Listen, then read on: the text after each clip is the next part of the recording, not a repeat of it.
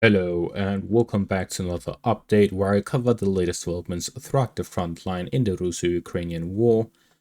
This is a different map than what I usually use. The reason for this is that there is a Russian counterattack which has started here in the Kursk region. I'm using this different map because this is not fully confirmed yet. So far, the most reliable sources I have yet to report on this, but I believe this is likely due to it being recent information and my sources have simply not updated yet. It is very likely that this report is true and therefore I will report on it. This source is a fairly reliable one. 90% of the time when they give an update, it is true. The last 10% is that it is still true, but they have simply exaggerated the Russian gains. Therefore, I will use it, but you have to remember there is a possibility they have exaggerated the Russian gains. Regardless of whether they have added an additional 10 kilometers or not, this is a very significant development. The Russians have reportedly recaptured several villages along the western part of the Ukrainian Kursk incursion and has resecured the road between the Ukrainian Sumy region up towards Koronevo. They've also secured the southern flank of Koronevo and the connection between Koronevo and this southern part of the river line of the Russian territory. Therefore, the Russians have not only freed this pocket for any threat of encirclement, they have also managed to recapture a significant portion of the territory they lost here in the western part of the Ukrainian incursion. At the same time, with a push from the north from Koronevo and from the south capturing this village chain and moving up the highway, they have managed to cut off the Ukrainian supplies here in the west, which forced a Ukrainian withdrawal at a high pace under fire towards the Snegoszt, which they are also withdrawing from to avoid encirclement. This means that the Russians will likely very soon capture Snegoszt as well. This will lead to significant changes in the front line here to the west and a potential for a Russian counterattack continuing from the Koronevo direction. This at the same time as there are reports coming out that the Russians are at the same time counterattacking from the northern direction and from the southern direction. This means that the Ukrainian Kursk offensive may end up being a Kursk defensive as the Russians start a massive counterattack. The reported gains of the Russians so far just today is over 100 square kilometers of the about 800 square kilometers that the Ukrainians control in the Kursk direction. This means over 10% has been retaken in just one day. This could be a result of the Ukrainians relocating forces to the Pokrovsk direction to secure the defenses there and stabilize the front line, but this leads to the Ukrainians potentially losing the entire Kursk incursion. This is in line with my promise that I would do an analysis of the Kursk region, so let's do that right here and right now. We see that the main Ukrainian offensive directions is in the western direction towards Koronevo, which is the main target of the western flank. There is the northern incursion, which goes along the river line, as we can see moving through the northwest of Sudzha in the northern direction, where they took advantage of that and the railways to move up in a northern direction. This has led to them making significant gains in the northern direction as well. Following the capture of Sudzha, the Ukrainians sped up offensive operations to the northwest and northeast of that as well. However, they have met heavy resistance by the Russians being unable to break through the initial defensive line that the Russians prepared beyond Sudzha. At the same time, they created an additional flank to the south where their goal was to outflank the Russian positions and defenses to expand the front line and gain significant gains, which they initially succeeded with doing, but then the Russians counterattacked, regaining a lot of this position, which they originally lost. Now the Russians are also counterattacking here in the north and the east with additional pushes in the south.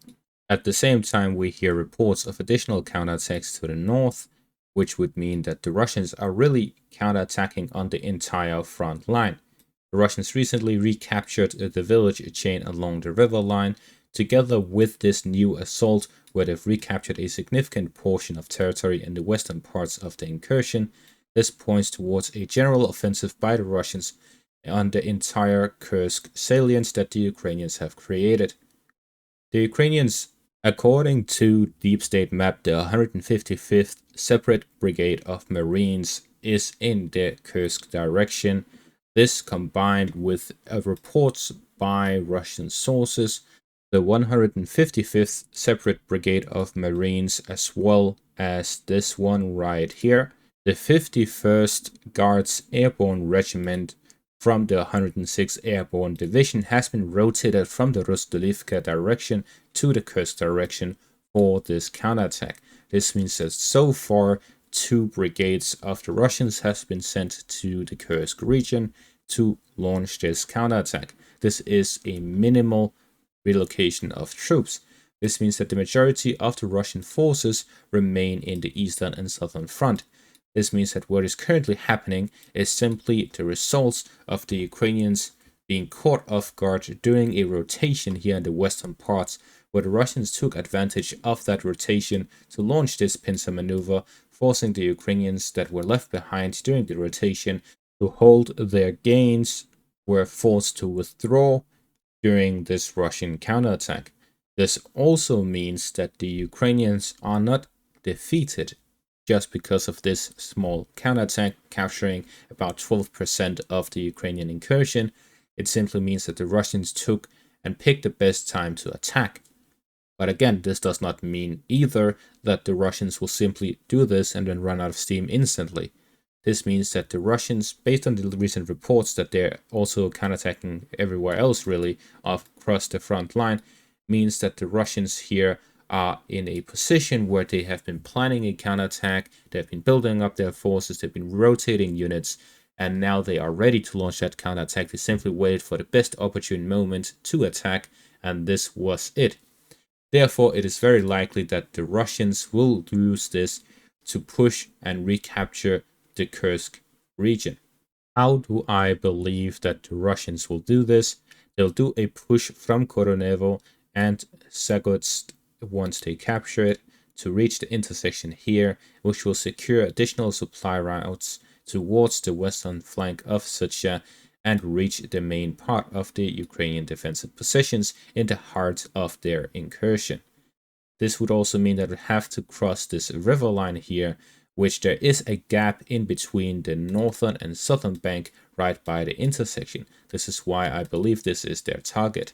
There is a chain of villages right here in this direction, which heavy fighting will likely take place over, especially if the Ukrainians have prepared well for their defensive positions in case of such a counterattack was launched by the Russians. Therefore, the Russians will likely stop their counterattack at this point where heavy fighting will take place, and it will be decisive for the lifespan of the Ukrainian Kursk offensive. If the Ukrainians will be able to hold on to this village chain and stop the Russian counterattack there, then their Kursk offensive could last much longer. However, if this line is broken through, then the Russians can reach the heart of the Ukrainian incursion and flank Sucha from the west, which would be the weak point of the Ukrainians. The reason for this is that they have a river line to the east, and then there's the Russian positions. If the Russians use this opportunity to counterattack from the northern direction, then the Ukrainians would lose all of their positions across the eastern bank of the river line, forcing them to withdraw to the western bank to prevent an encirclement by the Russian counterattack, and therefore the entire Kursk offensive of the Ukrainians could end simply with that. Therefore, the lifeline of the Ukrainians is this village chain along the river line here in the western parts of the Kursk incursion. And that is my view on the recent developments here in the Kursk direction. And that is going to be all for this update. Thank you all for watching. Make sure to leave a like, subscribe, and check out my Patreon and YouTube membership for additional content. Thank you all for watching and have a great day.